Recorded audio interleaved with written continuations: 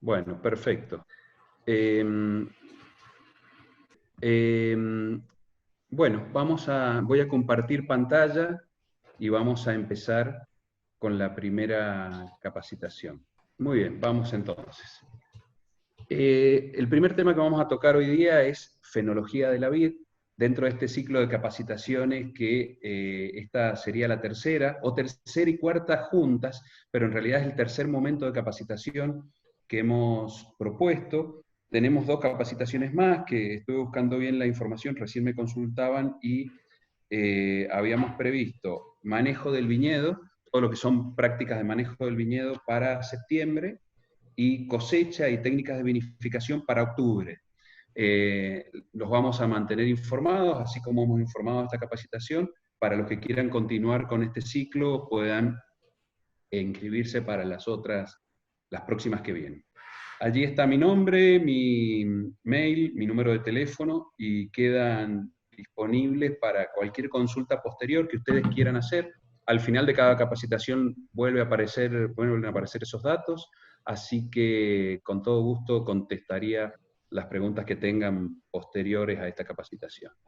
Bueno, vamos a avanzar con el tema de hoy, el primer tema de hoy, que es fenología de la vid. La fenología es, como dice allí, el estudio de las distintas etapas del desarrollo del viñedo, que se repiten todos los años dependiendo de las condiciones meteorológicas. Eh, Hay una serie de clasificaciones, pero la más conocida es la de Giolini, que la hizo en el año 52 y después la completó en el año 93. Y son todos esos momentos que se ven allí que ahora voy a detallar, y voy a detallar para qué sirven y para qué los tenemos en cuenta. Eh, en la clasificación de Bajolini está dividida en letras: A, B, C, D, E, F, hasta la O. Y hay un montón de otras en el mundo, hay un montón de autores que han hecho nuevas clasificaciones con números. Bueno, eso a los efectos prácticos nuestros da lo mismo cualquiera. Lo importante y lo que se quiere lograr con estas capacitaciones es darlas con un nivel técnico, pero también con un nivel de sencillez tal que lo entendamos todos, y que es la forma de entender las cosas cuando se hacen más sencillas. Vamos a avanzar entonces. Las etapas de desarrollo del viñedo, los estadios fenológicos, son influenciadas por el clima, y esto nos da las fechas de ocurrencia. Y estas fechas de ocurrencia varían muchísimo precisamente con el clima. Allí habíamos recién estado charlando, previo a empezar, estaba conectado Pedro Adamó, que es de Chubut, y bueno, las fechas de él seguramente son 15, 20 días, hasta un mes más tardías que las fechas que se pueden dar en la provincia de La Pampa, o en Mendoza, o en San Juan, o en Salta. Bueno, dependiendo del clima, mientras más caliente es, antes se producen los fenómenos. Esto nos da el comportamiento de las variedades, y allí vamos a encontrarnos que tenemos variedades muy tempranas, variedades medias, variedades tardías y muy tardías. Eh, Acá hay que hacer una consideración. Podemos tener una variedad, por ejemplo, de brotación media, pero de cosecha temprana. Podemos tener una variedad muy temprana en brotación y de cosecha muy temprana también. O sea, no necesariamente se comportan todo el ciclo de la misma manera, sino que cada variedad tiene sus características. En base a esas características, nosotros vamos a tener la sensibilidad a los factores climáticos, que son heladas, lluvias, vientos, mucho calor, la humedad ambiente, y eso nos va a determinar la aptitud de la zona, la adaptación de estas variedades. Precisamente, si nosotros vamos a poner una variedad en nuestra zona, tenemos que ver cuáles son primero nuestras condiciones climáticas para saber cuándo va a brotar, si va a tener sensibilidad a heladas, si el racimo, por ejemplo, ya vamos a ver en la parte de alteraciones sanitarias, si el racimo es muy compacto, puede tener problemas con si la zona es muy húmeda o tiene muchas lluvias, porque podemos tener pudrición. Ahí vamos a hacer el diseño del viñedo en base a esto: si el viñedo va a ser el sistema de conducción, si va a ser apoyado, no apoyado, si lo vamos a poner en un sentido o en otro las hileras, los diseños del sistema de riego o no riego, depende de dónde estemos, las necesidades de defensa, que pueden ser contra heladas, contra vientos, contra el granizo, y bueno, y eso nos va a dar pautas de manejo. Al conocer todos estos estadios fenológicos, nos da esas pautas de manejo para hacer todo el manejo del viñedo, desde la poda, riego, fertilizaciones, defensa contra helada, tratamientos sanitarios, el manejo de la canopia, por ejemplo, podemos hacer deshojes o podemos evitar deshojes, los momentos de cosecha, etc. Empezando directamente con la fenología, nosotros tenemos el estadio A, voy a poner el cronómetro para no pasarme, que es el estadio A es la yema de invierno o yema dormida. Allí nosotros tenemos esta situación durante todo el invierno, y cuando las condiciones del clima, sobre todo de la temperatura, empiezan a calentar el suelo y darle una temperatura adecuada al suelo, empezamos con este segundo estadio, que es el B, B1, el B está repartido en dos, B1 que es el lloro, que es cuando empieza a circular savia por adentro de la planta y en los cortes de poda aparecen las gotas de savia. Eso nos está dando la pauta de que empieza la brotación, que se nos viene la brotación. Ese es el momento adecuado para, o previo a esto, el momento adecuado para iniciar riegos en los climas donde se riegue. Si nosotros tenemos los suelos, los perfiles llenos y por las lluvias o por el clima no hace falta, pero siempre hay que mantener una cierta humedad, y previo a la brotación es muy importante que el suelo, que el perfil del suelo esté húmedo, capacidad de campo, ni muy seco ni muy mojado. Pero esa condición de humedad le va a dar a la planta la posibilidad de que las raíces crezcan, porque en este momento empieza los inicios del crecimiento de raíces, y también va a dar mejor fertilidad a las yemas cuando broten y vamos a tener mejor calidad de uva. Después viene el V2, que sería la yema hinchada, o en otros lados le dicen desborre, o yema algodonosa, que ustedes fíjense ya la diferencia, esa yemita que estaba dormida ya empieza a inflarse y empieza a aparecer un desarrollo celular, por lo tanto la planta está empezando ya su proceso de brotación. Tener relevado este momento y tenerlo anotado este momento nos permite a nosotros también saber que en ese momento tenemos peligro contra las heladas, con las heladas tardías. Nosotros estamos saliendo del invierno, estamos en primavera, y las heladas que se produzcan ahí van a ser tardías porque están después del invierno. Allí en ese momento nosotros podemos tener daños contra la helada, aunque no parezca. Y lo vemos acá a continuación, fíjense. Acá hay unas fotos de unas yemas hinchadas después de una helada tardía, haciendo un corte en la yema, esa se ve verdecita adentro, no tiene ningún daño, pero cortando otras aparecen dañadas. Ya no tiene el color verde de la otra yema, se ve el daño que se produjo. Esto es muy importante tener en cuenta para explicar varias cosas. Fíjense, esto es un esquema bastante burdo, pero hecho en la computadora es un poco difícil, pero es un corte transversal de esa yema hinchada, o yemario. ¿Por qué yemario? Porque ¿cuál es la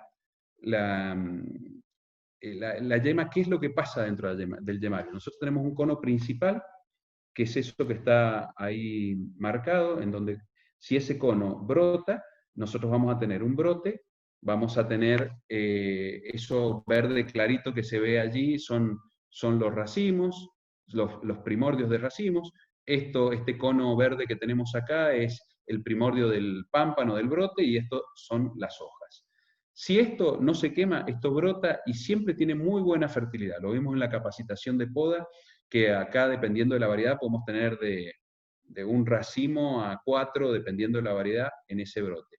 Después, si eso se quema, viene un primer cono secundario, que tiene menor fertilidad, puede tener un racimo, y si eso se quemara, o se lo comieran las hormigas, o viniera un granizo y lo rompiera, tenemos un segundo cono secundario, o sea que todavía puede brotar la planta, y eso preserva la planta en el tiempo. Pero ¿qué pasa si hiela, como vimos en la diapositiva anterior? Esto se quema. Si eso se quema, va a brotar el primer cono secundario, pero ya vamos a tener menos uva. Entonces tenemos que saber esto para el cálculo de nuestra producción, de nuestra fertilización, de nuestros riegos, porque si vamos a tener menor producción, lógicamente vamos a tener que manejar el viñedo distinto.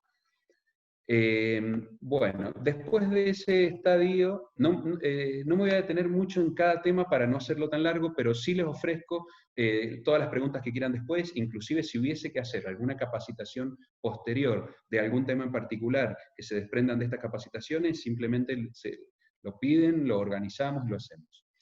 El tercer estadio, estadio C de Punta Verde, es cuando esa yema hinchada, crecieron un poco las hojas, y aparecen estos colores verdes de las futuras hojas, y acá también aparece lo que es la ampelografía, que es la ciencia que estudia la diferencia entre variedades, y en donde ya empiezan a verse diferencias entre variedades. Por ejemplo, estos colores que ya no son tan verdes, que son más bien fucsias o rosas, tienen que ver con otras variedades, por ejemplo Merlot, que brota de esa manera.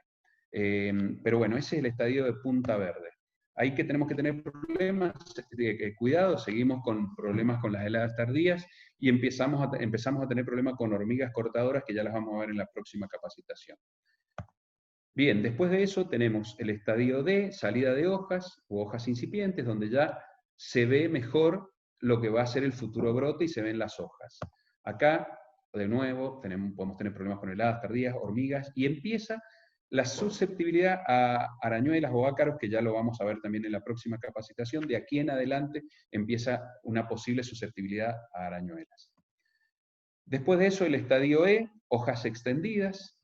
Acá ya podemos tener problemas con oidio, que es un hongo, con erinosis, que es un eriófido, con hormigas y con heladas. Después de esto, el estadio F, o racimo visible. Fíjense, acá creció un poco el brote, y ya, espero que se vea mi mouse, ya empiezan a verse allí, o acá arriba, lo que son los primordios del futuro racimo. Esa plumita, porque no se ve ni siquiera la forma de los granos, son los futuros racimos, y ya podemos empezar, por ejemplo, a hacer un conteo de producción y ver en promedio, cuántos racimos trae mi brote. Allí, también oidio, erinosis, hormigas, ya empezamos a tener problemas con vientos fuertes, y las heladas siguen causándonos problemas dependiendo de la zona de producción. Allí, como el brote ya creció y ya está más o menos en unos 15, 20, 25 centímetros a veces de largo, los vientos fuertes, sobre todo los patagónicos, suelen quebrar algunos brotes. Por eso que pongo vientos ahí como problema. Este es un momento apropiado para comenzar la fertilización nitrogenada y potásica, que favorecen el crecimiento de brotes si fertilizaran o si necesitaran fertilización el suelo.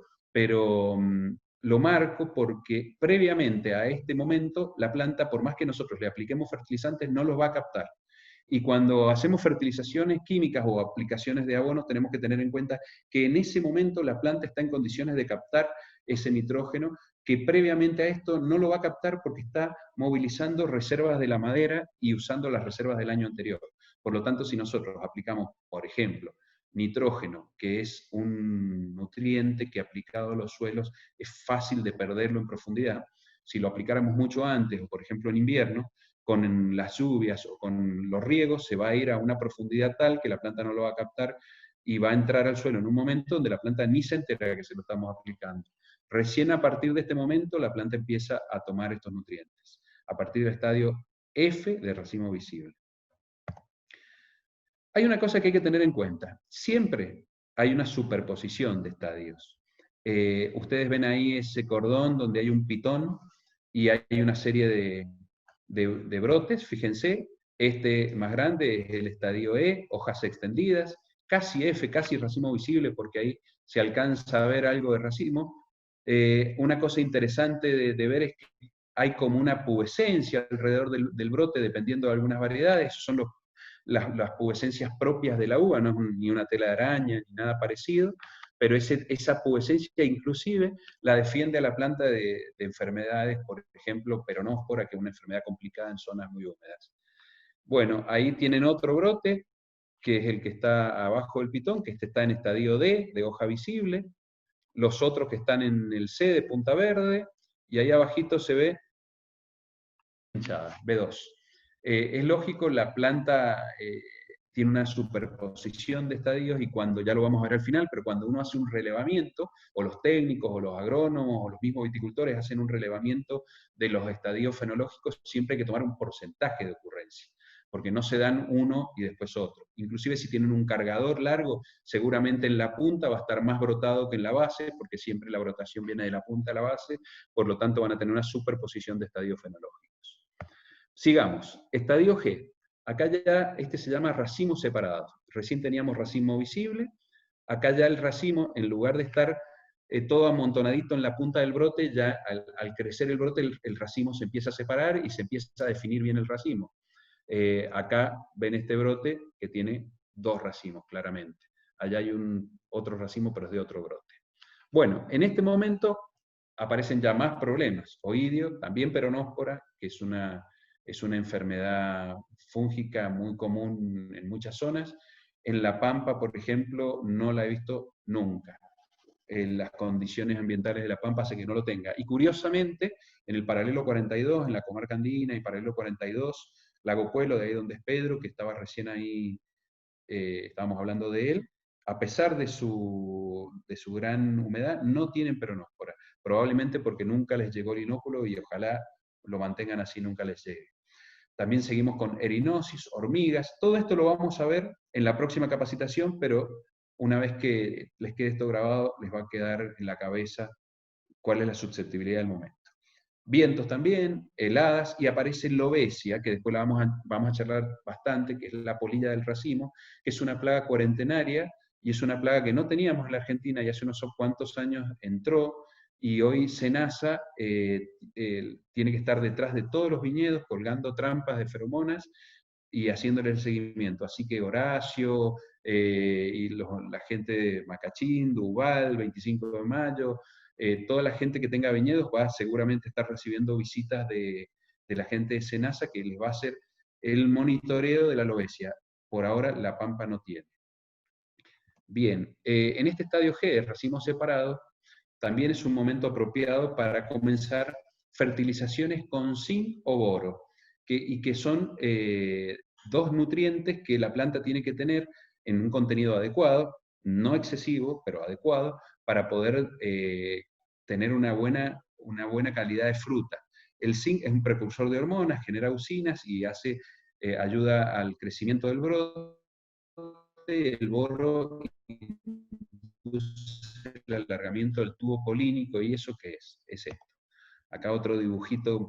Esta botellita que está acá es el ovario, es el órgano reproductor femenino. Esta es un esquema de una flor de vid que no tiene pétalos, simplemente tiene estos órganos, que está el ovario, que es el órgano femenino, las anteras que sostienen los sacos polínicos donde está el polen, y la flor es autofecundante, entonces el grano de polen cuando sale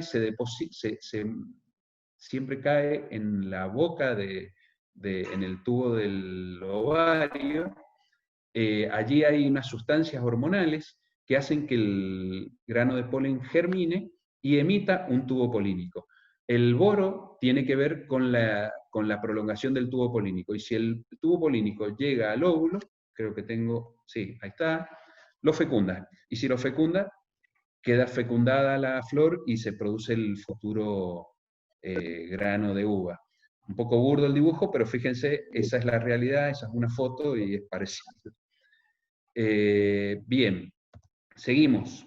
El próximo estadio es H, o botones florales separados. En el anterior, que racimos visibles, ya empezábamos con las fertilizaciones de zinc y boro, podemos seguir acá a continuación, pero acá ya hay una diferencia clave. En el racimo se empiezan a detectar cuáles van a ser las futuras flores. Está el botón floral bien definido. Antes no, antes es una masa un poco amorfa y no se alcanzan a ver. Acá ya se empieza a definir bien claramente cuáles son los botones florales, las futuras flores. Allí hay una foto más de cerca, se ve clarito, todavía no se abre la flor. Acá tenemos problemas de peronóspora, lobesia, heladas y vientos. El próximo es el estadio I de floración, se divide en 2, el I1 es inicio de floración, y fíjense, allí en las fotos empiezan a aparecer las anteras con los sacos de polen. se ven claramente que empieza a aparecer las flores. Fíjense acá arriba, ahí empieza a aparecer el polen, acá abajo también, es inicio de floración. Ahí hay una foto más de cerca. Ese no está fecundado, cuando este ovario queda fecundado, las anteras generalmente caen un poco y se hincha bien el ovario. Acá, lo pongo ahí abajo, es importante suspender los riegos y las fertilizaciones nitrogenadas, básicamente, porque cualquier exceso de agua, cualquier exceso de nitrógeno que induce vigor, puede generar corrimiento, o sea que no cuaje bien la flor y que no tengamos la cantidad de bayas o de granos suficientes en el racimo. Ahí el estadio I2 es plena floración. Allí directamente ustedes pueden ver que está completo de flores el racimo.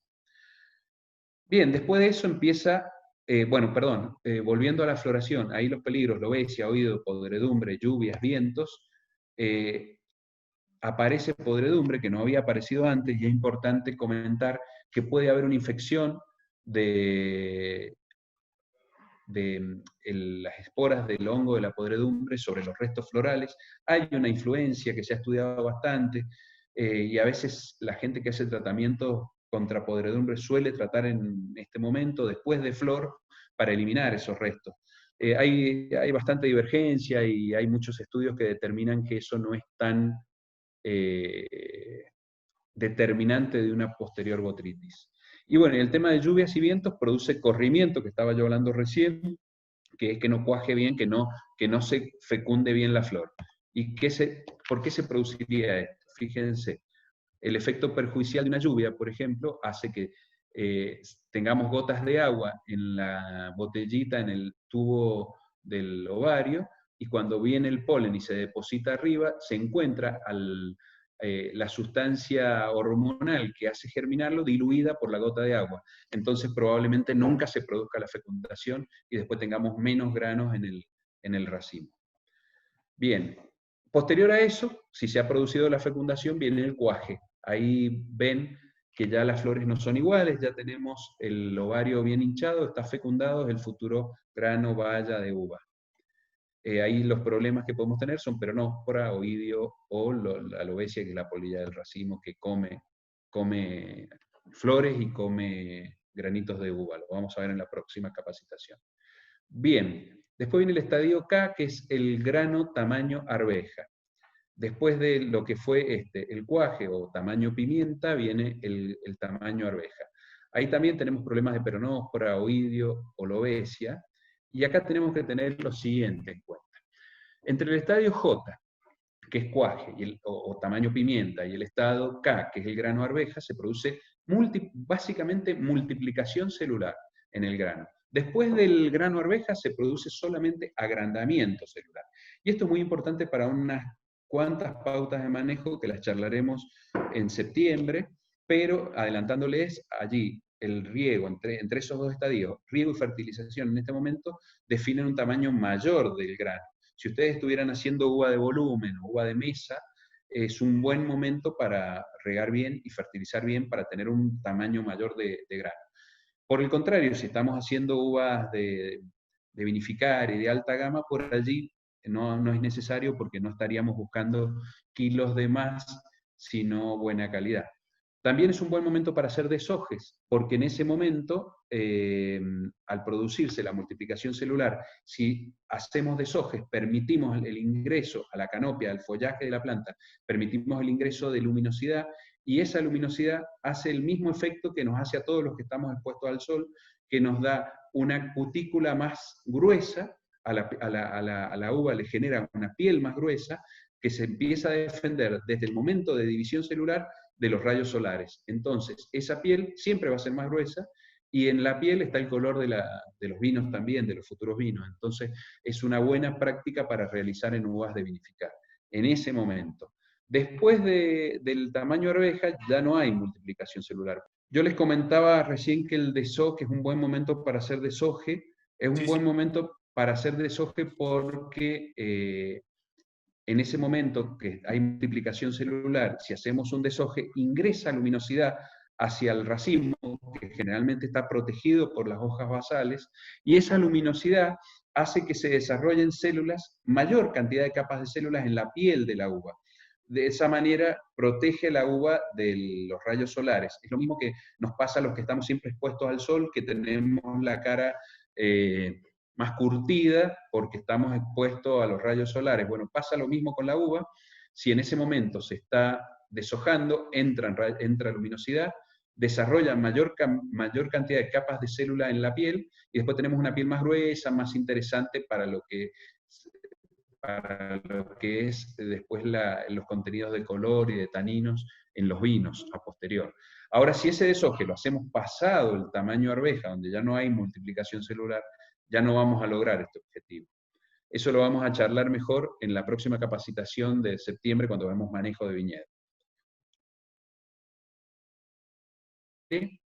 O apriete o cierre de racimos. Ya ahí crecieron las bayas, pasaron del tamaño arveja y empieza a verse el racimo ya más compacto y por eso se le llama el cierre o el apriete de racimo. Cualquier aplicación preventiva que nosotros tengamos que hacer para dejar algún producto adentro del racimo, que puede ser un producto contra pudriciones, hay que hacerlo antes de este momento porque después ya no va a entrar ningún producto al racimo. El siguiente estadio, o estadio M, acá lo vamos a dividir en M1 porque el estadio M es el embero, acá el M1 sería el inicio de embero.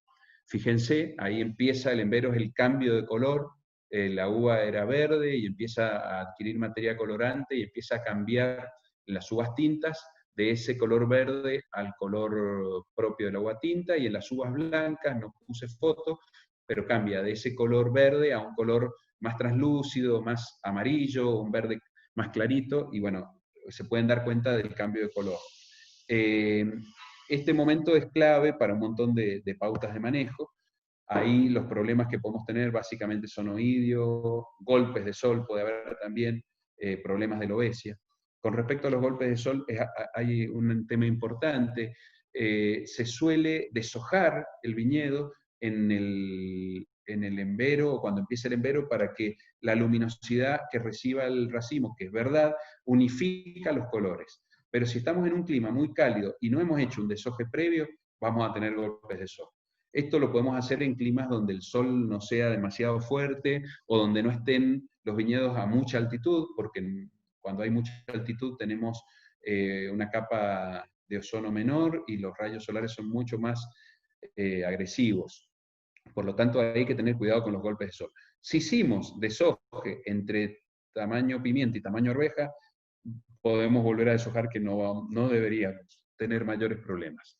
El siguiente estadio es el M2, que ya es pleno embero. Prácticamente el total del racimo está cambiado de color. Ahí seguimos teniendo problemas con oidio, golpes de sol, lobesia, y acá ya empieza otro problema adicional, sobre todo en los climas más húmedos, que son las podredumbres, que vamos a hablar en la próxima capacitación, en la próxima continuada esta. Bueno, acá podríamos, si quisiéramos, podríamos empezar a hacer fertilizaciones otoñales, aunque todavía no estamos en pleno otoño, pero ¿qué pasa en este momento? Por ejemplo, en referencia al nitrógeno, la planta ya no migra más nitrógeno a las bayas, a los granos. Entonces, si nosotros hiciéramos algún aporte de nitrógeno a la planta, no va a ir a la uva, va a ir directamente a las partes verdes, a la madera, y eso nos sirve inclusive para ir generando sustancias de reserva y darle un apoyo donde sea necesario a la planta para poder terminar su proceso de maduración. E inclusive, lo vamos a charlar en otra capacitación, pero lo digo rapidito, hay variedades como Chardonnay o Cabernet Sauvignon que tienen un bajo contenido de aminoácidos y son generalmente variedades que tienen pocos nutrientes, que al momento de la fermentación hay que aplicarle nutrientes, que son buenas las fertilizaciones nitrogenadas previas a este momento, porque en ese momento es el último momento donde ingresa nitrógeno al racimo, se producen aminoácidos y podemos modificar levemente la carga final de aminoácidos que vaya a tener esos racimos a cosecha. Seguimos. El estadio N es el estadio de madurez. Aquí ya es un momento donde los ácidos han pasado prácticamente la mayor parte a azúcar, perdemos buena cantidad, el ácido tartárico azúcar, perdemos buena cantidad de ácido málico. Nosotros, ese azúcar va a ser el futuro alcohol del vino, o si la uva es una uva para pasas o una uva para uva de mesa, o el contenido azucarino es el que lo va a hacer, le va a permitir la calidad del producto final. Nosotros acá ya empezamos a controlar un montón de variables que son las que nos dan el punto exacto de la cosecha, no solamente en el contenido de azúcar, sino también en la madurez de la semilla. Y acá este estadio nos sirve para saber que estamos sensibles a podredumbre, saber que se viene la cosecha, que tenemos que organizar todo para esa cosecha, y también es un momento bueno para hacer fertilizaciones de post cosecha cuando terminemos de cosechar, o riegos de recarga de perfiles. Nosotros, en donde regamos en buen momento después de cosecha, no antes, porque antes si uno riega mucho puede tener bastante agua libre dentro del racimo y diluye bastante los vinos, pero posterior a la cosecha es un buen momento para hacer riegos de recarga de perfiles y después parar. Después de eso viene el estadio O, que se divide en O1 y 2. En el estadio O1 empieza el inicio de la caída de hojas. Las hojas empiezan a migrar todas sus sustancias de reserva. Acá abajo se ven algunas verdes o rojas, porque se ponen rojas en donde las variedades son tintas, porque se acumula materia colorante, antocianos propios de la uva tinta, y donde es uva blanca, nunca lo vamos a ver rojo, generalmente las vamos a ver amarillas a las hojas. Ese momento es el estadio O1, y ahí hay que suspender, lo que conviene es suspender riegos y fertilizaciones. Fertilizaciones, pues ya la planta no va a metabolizar activamente, el pico de crecimiento de raíces ya se produjo, no lo expliqué antes, vuelvo al anterior. En este momento nosotros estamos en activo crecimiento de raíces, y si hacemos riego de recarga de perfiles, la raíz que está creciendo va a tender a crecer más y buscar más en profundidad, que es muy bueno para la planta. En este momento ya está cesando ese crecimiento de raíces, y hay que suspender también riegos, no solo por eso, sino porque en cierto modo podemos retrasar la caída de las hojas. O inclusive si tenemos algún calorcito que se nos viene después en otoño tarde, puede haber un rebrote de la planta, y ese rebrote nos va a consumir las reservas que estamos queriendo guardar. Después de eso, el estadio O2 es plena caída de hojas. Prácticamente ahí ya se terminó de despojar la planta de hojas, y ahí podemos hacer riegos otra vez, que ya pueden ser riegos de lavado de sales. Nosotros el riego de recarga de perfiles es poner una cierta cantidad de milímetros de agua, que cada uno sabrá en su campo cuánto necesita, en este momento podríamos hacer inclusive riegos largos, profundos, aplicar mucha agua, siempre hablando de una zona donde se riegue, por supuesto, porque de esa manera nosotros lavamos sales que generalmente, como se ve acá en este viñedo de abajo, que hay una manguera de riego, en donde tenemos riego por goteo, siempre hay una acumulación salina en los bordes del bulbo húmedo que está en profundidad. Entonces el hecho de regar profundo en ese momento hace desalojar sales que vayan a lixiviar en profundidad y las perdamos en la profundidad. Entonces eso es bastante bueno en ese momento, donde se puede y donde tenemos un suelo profundo y drenado. Bien, estos son los estadios fenológicos, ahí están todos otra vez. Lo importante a tener en cuenta acá es que la importancia de un correcto relevamiento y registro, porque no solo es importante saber cuándo se produce, sino anotarlo, porque nos vamos a olvidar, y todos los años varía levemente el momento, pero esto nos permitirá hacer una adecuada programación de las tareas, el tener todo este registro. Esto nos permite presupuestar, cuando tenemos que presupuestar recursos, programar, organizar la demanda de mano de obra, de insumos, y bueno, y un manejo adecuado y programado del viñedo siempre nos va a permitir obtener uvas en cantidad adecuada y de la calidad adecuada que necesitemos. Y es clave en una agricultura intensiva como la vitivinicultura tener una buena programación y sobre todo una asignación de recursos. Tenemos que tener saber qué plata vamos a gastar, qué recursos vamos a necesitar, qué productos químicos vamos a necesitar y qué mano de obra también vamos a necesitar en distintos momentos. Entonces, sabiendo, teniendo un relevamiento de los estadios fenológicos, sabemos cuándo tenemos que invertir en el viñedo. Bien, y por último, los momentos oportunos para hacer un relevamiento, sobre todo para los técnicos o para los viticultores, lo ideal sería al 30% de yema hinchada. Ahí nosotros sabemos que estamos sensibles a las heladas, y si hacemos defensa contra helada tenemos que tener la defensa armada, para poder defendernos de las heladas. Después, cuando tenemos racimo visible, puede ser al 40% de racimo visible, que ahí sabemos que, por ejemplo, no tenemos que tener hormigas haciéndonos daños en el viñedo. El 40% del estadio G, de racimos separados, que ahí sabemos que si hay que hacer alguna fertilización con zinc, por ejemplo, para la floración, o con boro, es el momento. Después, 5% en el inicio de flor, apenas veamos los primeros indicios de flor, ya tenemos que hacer un relevamiento, porque en ese momento hay que suspender riegos, hay que suspender fertilizaciones y dejar que la planta florezca tranquila y cuaje bien. El 50% del cuaje también es un buen momento, porque ahí sabemos que ya podemos programar un deshoje o podemos reiniciar con los riegos.